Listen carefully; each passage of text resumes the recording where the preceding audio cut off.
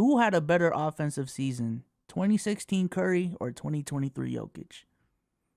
Oh, wow. Shout out to KB. Shout out to KB. KB's so bland. What you got? I think 2016 Curry. Low.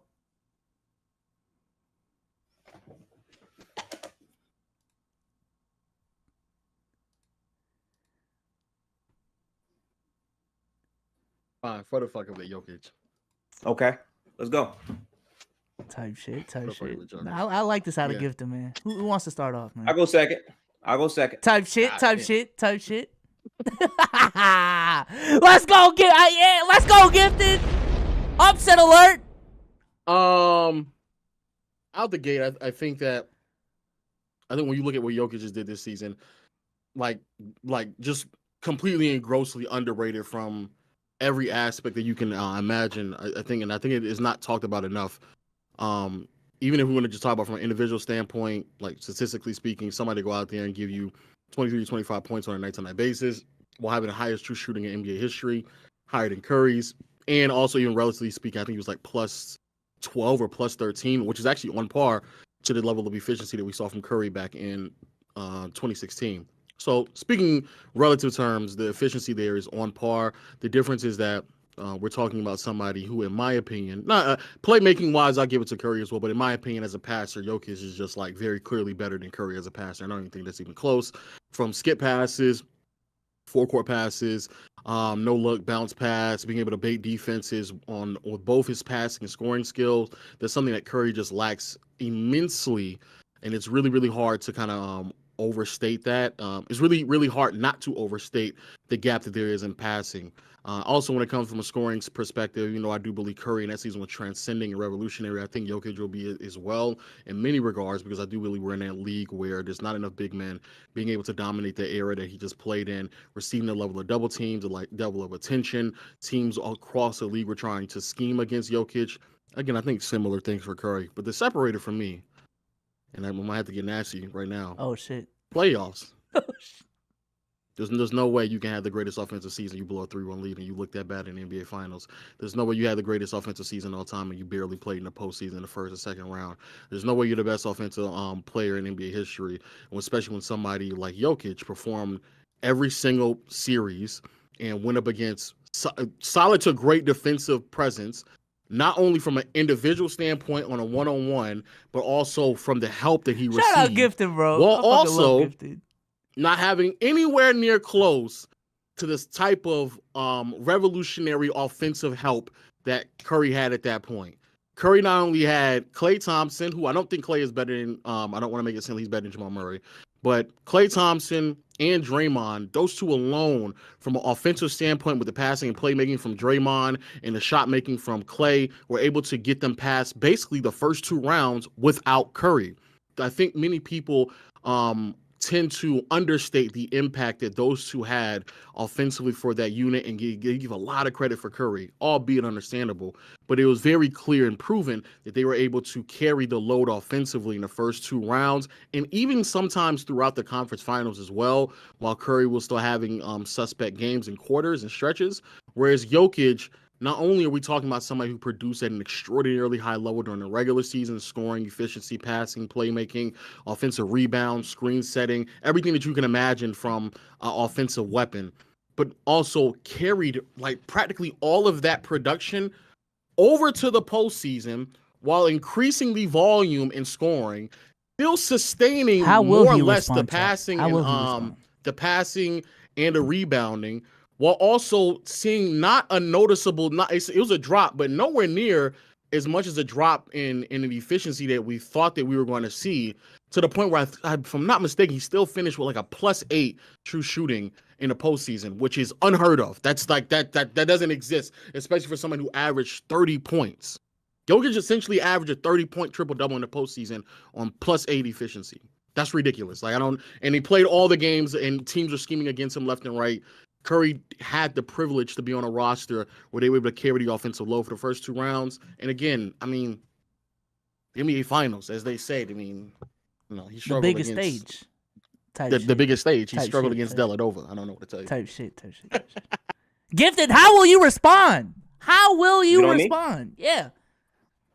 So I want to lead with this. Lowe, during his entire argument, admitted that Steph Curry was a better playmaker.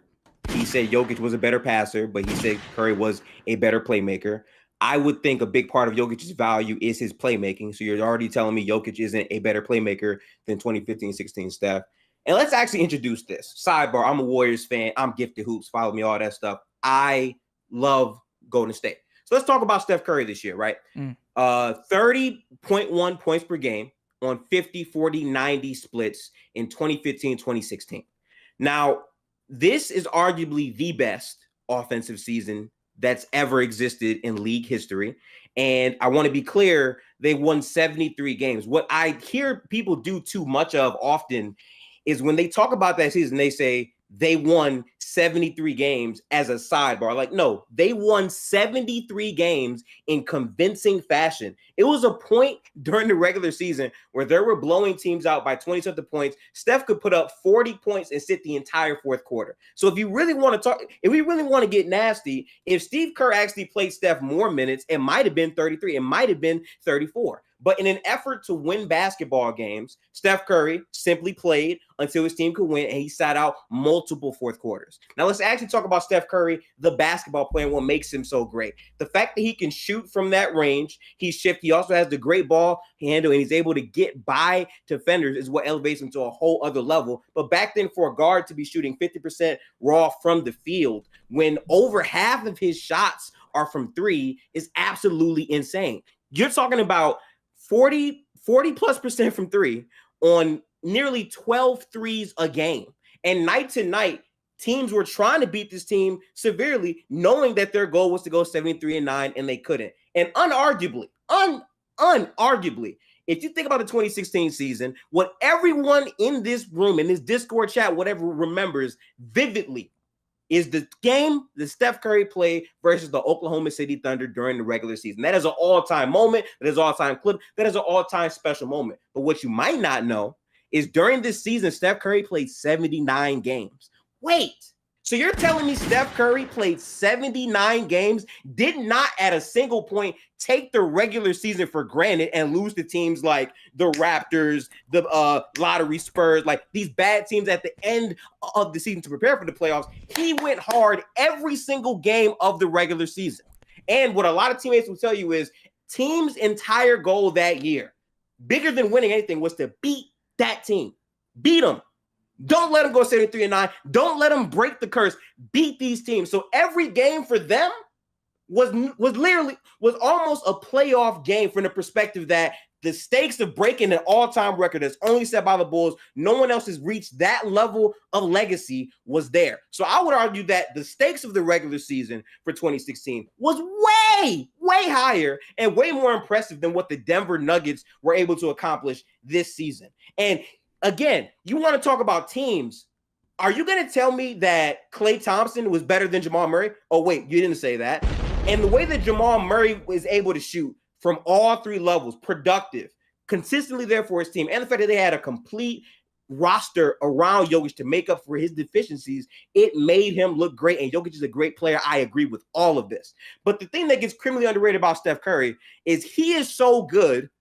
You can put players that might not be able to space, that might not be able to do other things on the court with him because he's that level of offensive player. Steph Curry is so explosive as a player that for Draymond Green to shine on the offensive end, Draymond can be the facilitator. Why? Because Steph can play off the ball. You didn't think I would bring that up, did you? Steph can play off the ball. We're talking about a 6'3" point guard that everyone like laughs at for being light-skinned and small, but he's actually setting off-ball screens. He's actually cutting to the basket, and he can still play make with the best of them when he needs to. So ultimately, because Steph is so explosive of offensive weapon, you can afford to put non-spacers around them and put them in a position to succeed. I'll give you a prime example. Klay Thompson doesn't really put the ball on the floor. In my opinion, dribbles like a Republican sometimes. He does, right?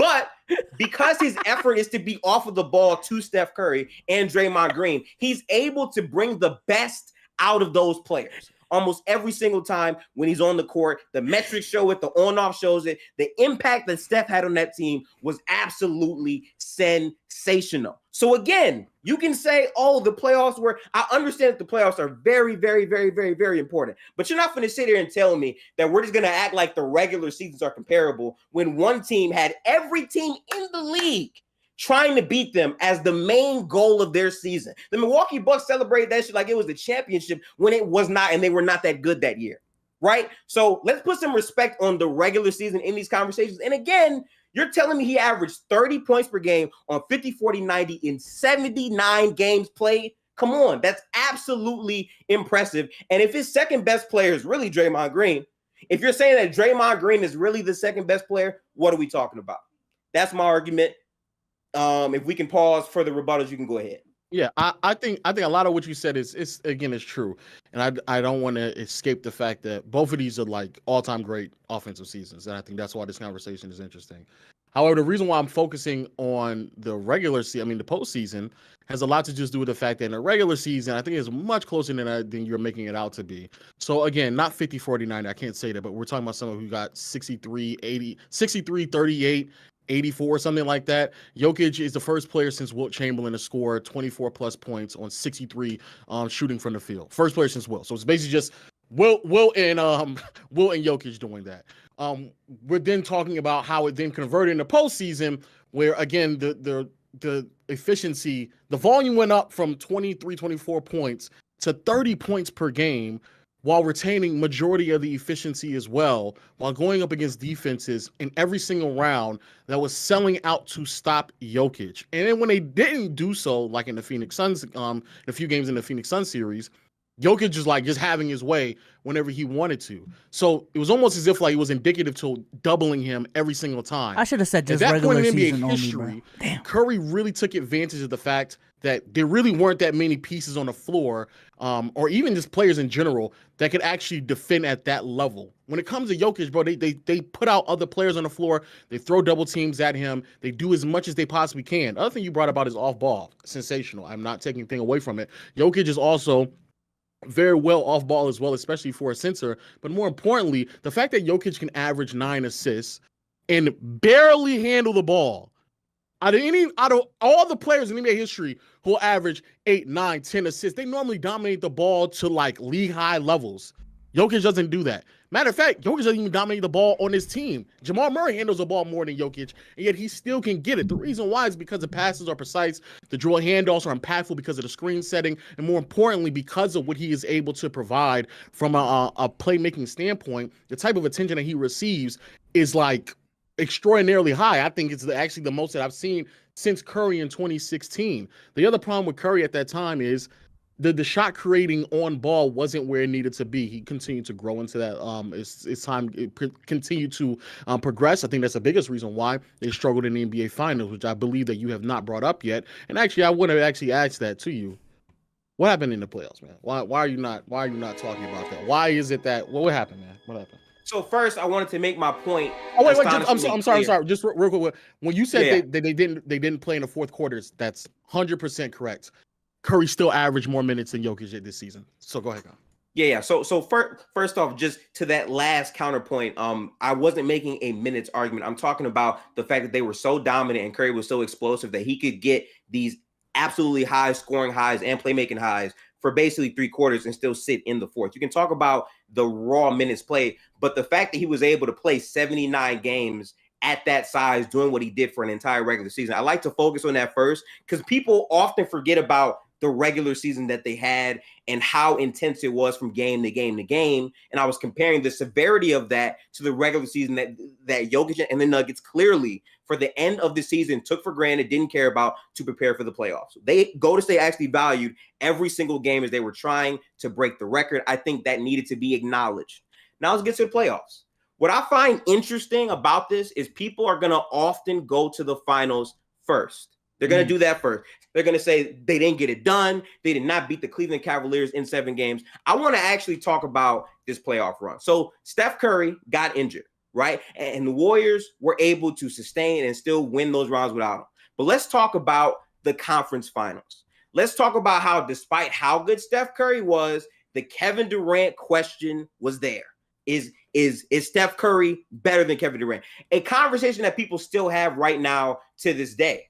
And OKC clearly in that series, when they went up 3-1, looked like the better team in that series, despite the fact that they had non-spacing, all of these other issues. But then when they were down 3-1, facing elimination in Game 5, they played well. They were able to force a Game 6. In Game 6, Klay Thompson had an astonishing game for sure. But if you remember this game, if you watched this game fully like I did, Klay Thompson was absolutely a savior of this game. I cannot deny that. But when it came down to the fourth quarter and closing out the game, Steph Curry absolutely did that and said, we're going back home.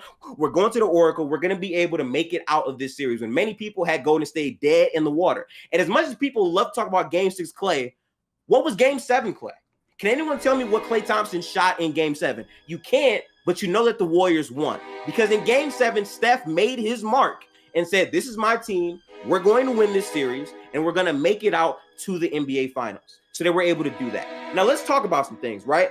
Oklahoma City, as a roster, physically, looked very different from almost like any team in the league. At that point, a lot of people had them going to the finals based on the sheer physicality, the rim pressure from Russell, and obviously the great player that Kevin Durant was at that time. So I would actually argue that in terms of the defense that Steph Curry had to play, on top of how potent the offensive players were, Steph actually had to deal with a lot of pressure in that regard. But then we talk about the NBA Finals, where they're going up against LeBron James, Kyrie Irving, and Kevin Love, a team that was not only great defensively, but great offensively.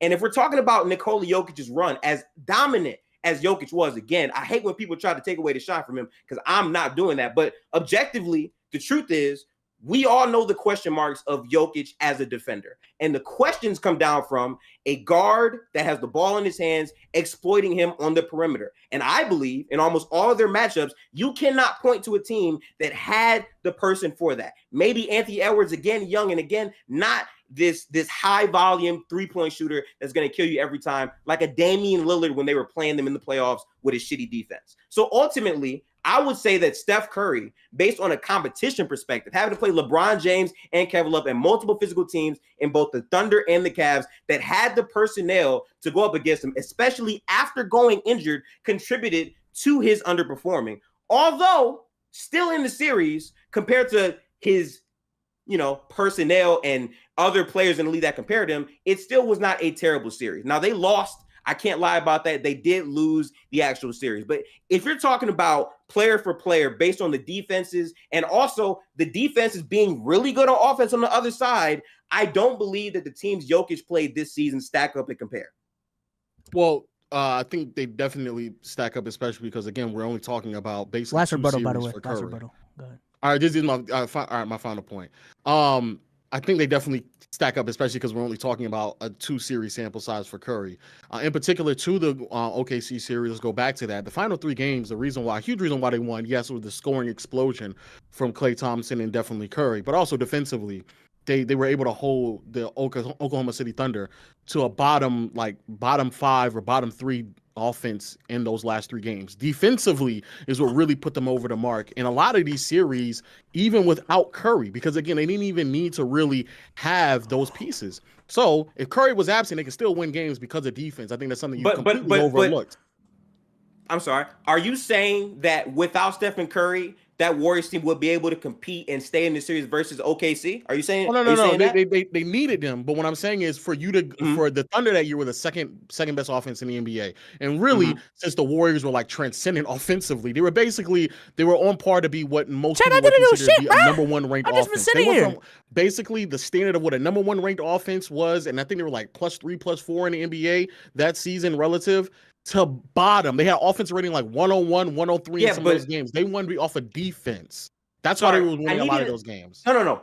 I'm not saying that the core focus of that team was offense. What I'm saying is, I'm asking you, are you telling me that the Miami Heat, who were a good defense, was their offense comparable to the Cavs or OKC in 2016? No, they were not. I'm saying the balance of teams I see what you're saying. that Steph has to play on offense and defense. Yes, and that's fair, but the argument that we're arguing is just strictly offense. So even when you're talking about how Jokic didn't have to go up against teams that had a guard play to put in them, that had nothing to do with offense. No. It is not strictly offense. I'm talking about the level of the team, like collectively. That includes offense and defense. I pointed out how good the defenses were to show you they were good defensively and then they were good offensively. I specifically pointed to the Cleveland Cavaliers having LeBron James, Kevin Love, and Kyrie Irving as a potent defense, with Tristan Thompson being able to switch, J.R. Smith and Shumpert being potent perimeter guys, and then offensively having LeBron James, arguably the best player in the world, you know, arguably of the entire NBA, being a high-level playmaker doing his thing. And I do not believe that I do not believe Nikola Jokic ever in his life, ever during his playoff run, had to play a player that level. I'm not talking about LeBron now. I'm talking about LeBron James back then, 2015. Jimmy Butler doesn't compare. Anthony Davis, who was inconsistent all playoffs, definitely does not compare. And the first round against Anthony Edwards does not compare. Where is the caliber of player for Jokic? I would actually exploit him. Where is that? We're talking about offense, though. We're not talking about Jokic. No, we're not. We're talking about the collective mix. You keep making it offense. I'm not doing that. I'm talking about the team competitively as a whole. Because what people like to say is, where was Steph in the finals? Steph played tougher competition than Nikola Jokic. Is that true or false? Is that true or false? Is that true or false? Is that true or false? In the finals, two more minutes. In the finals, real quick, is it true or false? Is it true or false? In the finals, yes. I just said yes. But the argument is OKC too. True or false? Okay, let's say yes. That's true as well. Oh shit. Let's say that's true as well. Let's say that's true. That's true as well. So they're both true. Again, gifted. Let's establish something. But they're both true, right? Right. I just said it. Right. But gifted. Let's establish something. Okay. They could have won the finals, and Curry still performing bad in the finals would still make my argument. But you're making it finals. You said no. But listen. You started a playoff run. Low. Come on, because you only played 2 rounds. No. You talked about the entire playoff run, and again, the two rounds were more competitive than Jokic. The 2 rounds were more competitive than Jokic's team.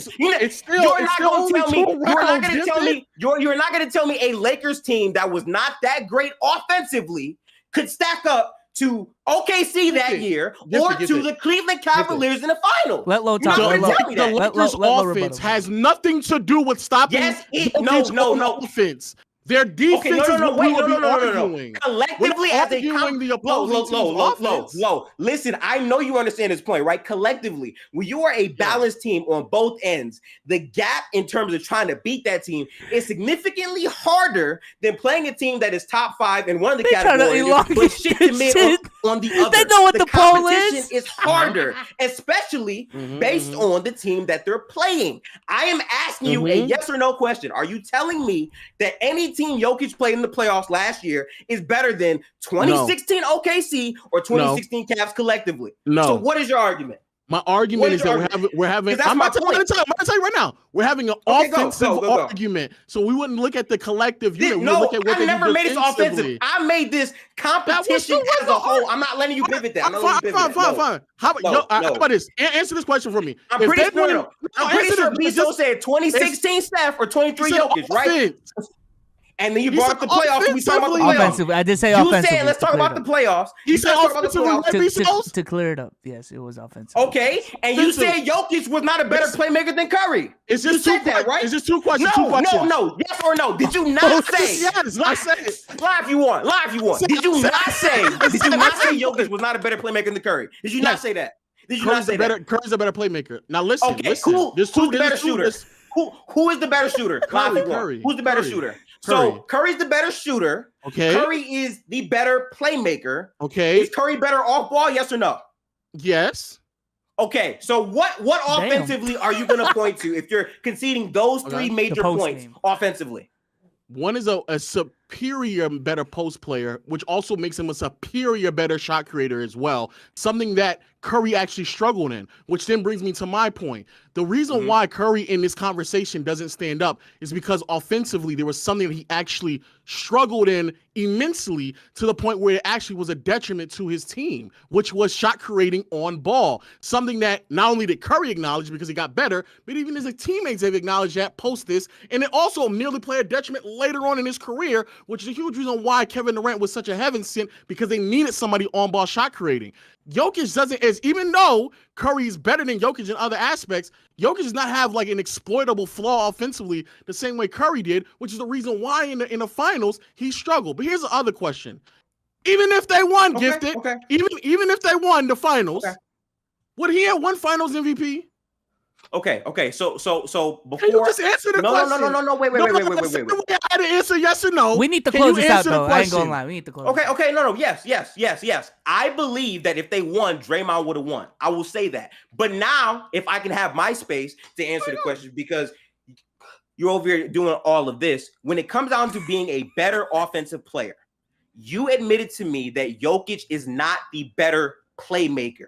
You're now saying, hang on, I stayed quiet. I'm not gonna lie, I'm passionate. I'm a Golden State fan. I wild out a little bit. We all go through that, but now I'm trying to be calm, right? So let's talk about it. Right. You're admitting that Stephen Curry is the better shooter, the better shot creator, all of these things, right? So offensively, if you're talking about that, you're talking about the value that they contributed to their teams from the offensive side of the basketball. A big point that I made earlier is Steph Curry is so great. You could put players around him that might not be the best offensively, that could be non-spacers offensively, but because he's at that level, he still elevates those players from the guard position. A big part about Draymond, as good as he is, even back in 2016, as good as he was, the point is in the NBA, his role, right? Because Steph can complement that and play off the ball, he lets Draymond thrive with the ball in his hands to make those other reads. But in terms of backcuts and screening and the gravity that he had, he was the first one that we saw not even have the ball and still be a potent threat.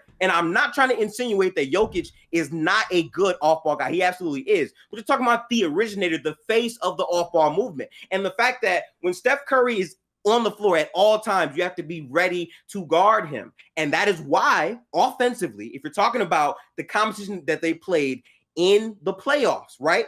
Offensively, my point about bringing up their defense is because I'm speaking to the level of teams that he played. Because basketball, offense impacts defense. Defense also impacts offense. And we already noted that during this playoff run, Stephen Curry got injured. They came back in the finals. They went up 3-1, and Steph Curry was not able to win. I agree with that. That happens. But again, if you are going to tell me with a straight face, Jokic is not a better playmaker, we know he's not a better shooter than Curry. We know he's not a better off-ball player than Stephen Curry. If all of these things are true, and then your only trump card is to then say, well, he's a more versatile shot creator due to the size, I don't think that bridges the argument for Steph. When again, if you're talking about the stakes of the regular season, the stakes of 2016 season for them to go 73-9 was a lot harder. Stephen Curry played more games. He got injured in the playoffs, down 3-1 and still survived that 3-1 and then went 7 games. And what I hate the most about this argument is a lot of people try to act like, well, because Steph lost,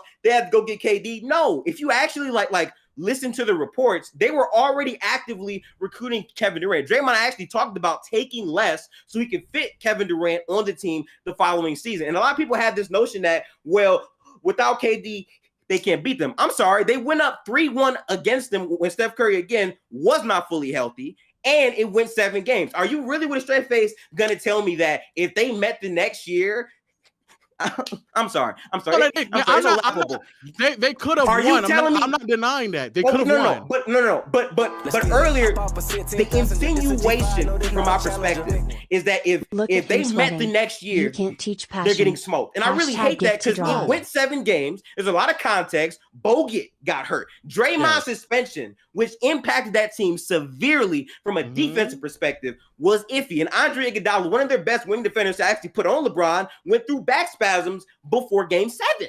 So when you put all of these things in context, and again, I hate this shit because as a Warriors fan, I keep it real. We lost. In my opinion, they swapped championships, that's fine. But the bullshit narratives I keep hearing, just because Kevin Durant went to Golden State, oh, Steph can't win the finals MVP, Steph can't do all this, Steph can't do all that. But then the only nigga that actually won after KD left a title is Curry with a roster again, right? To the offensive point. Because again, I don't think that Curry right now is too far removed from his 2016 campaign. I'm gonna wrap it up. And in that, right? if you're talking about offensive value, you yet again saw another situation where there were non-spaces around Steph Curry versus the Celtics, and they were still able to win because of his offensive brilliance and how he was the only superstar to actually break that defense. Not Giannis, not all of these other people, Stephen Curry. And I think that should matter when we're talking about the level of potent offensive player Stephen Curry is, because we saw that.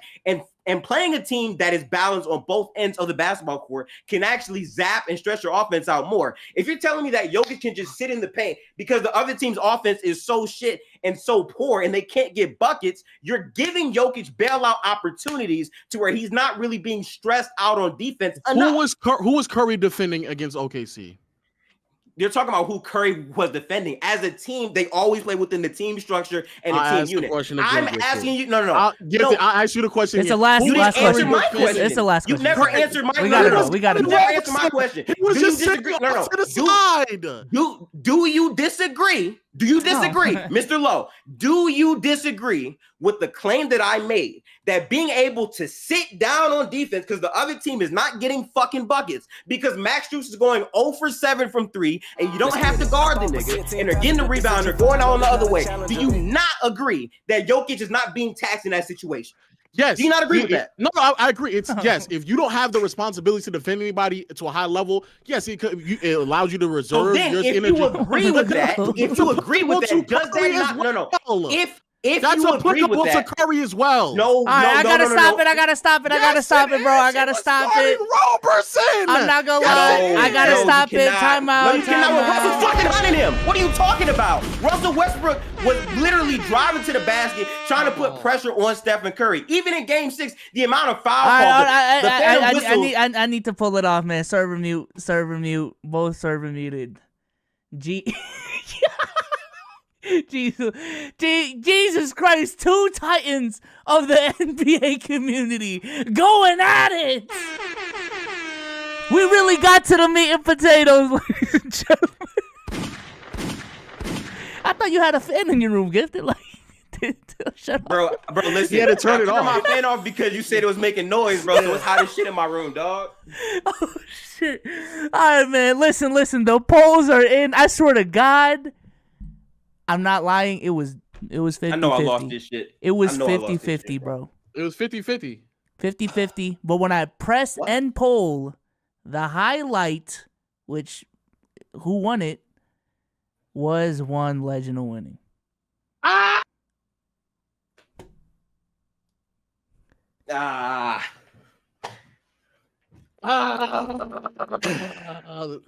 The rich gets richer, man. Oh my god.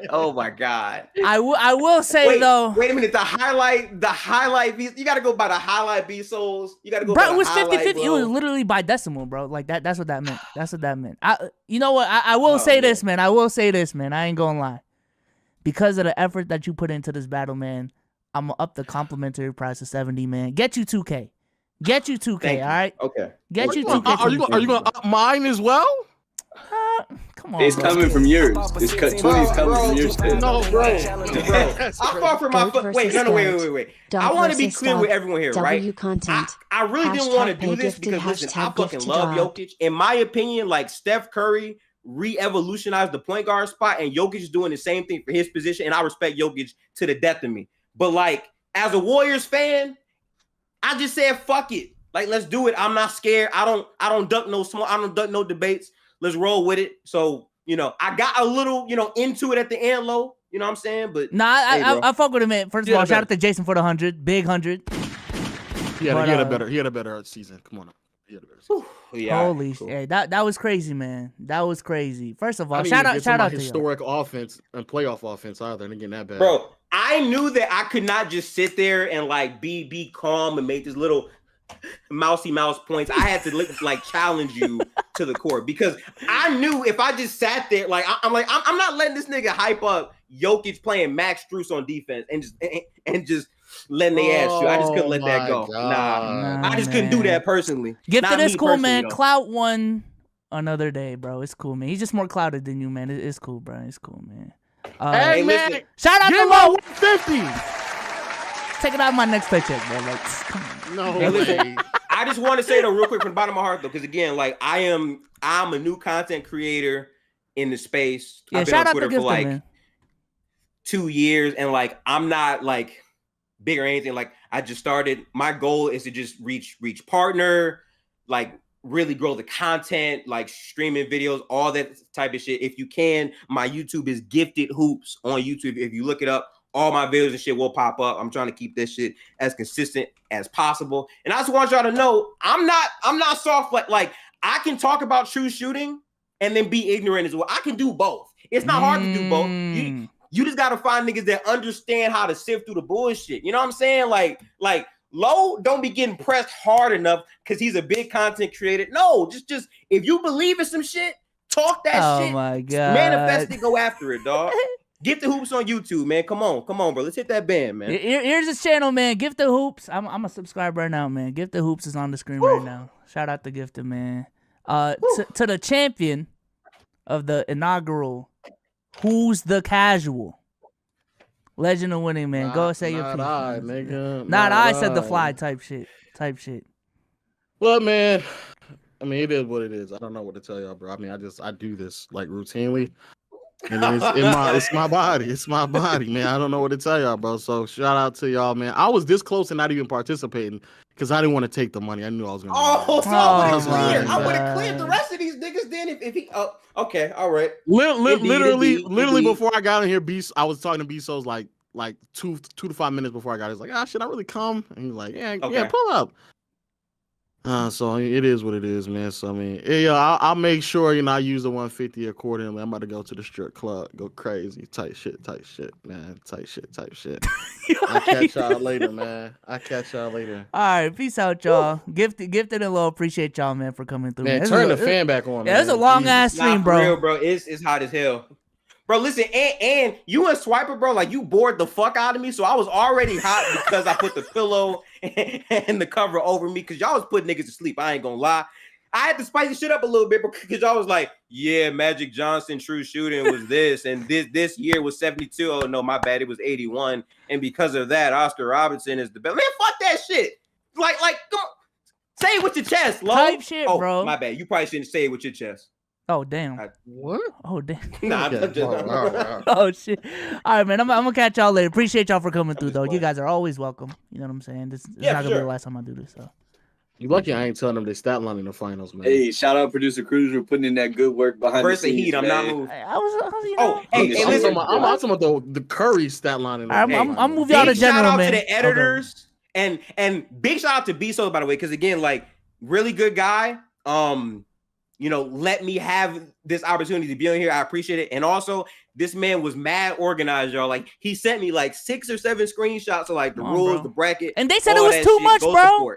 It's details. Nah. It's details. You know. Detail matters. Detail matters, bro. You know what's also crazy? I didn't know none of the rules until like 30 minutes before I got here. I told you it just wasn't that much, bro. It's the font, is the spacing. You know that. Yeah, I didn't think I was gonna make it out the hot shit. The first couple ones. The hot take shit. Yeah. That was crazy. Yeah. All right, man. I'm gonna move y'all to general. Appreciate y'all again. I'm gonna close off this. Bet.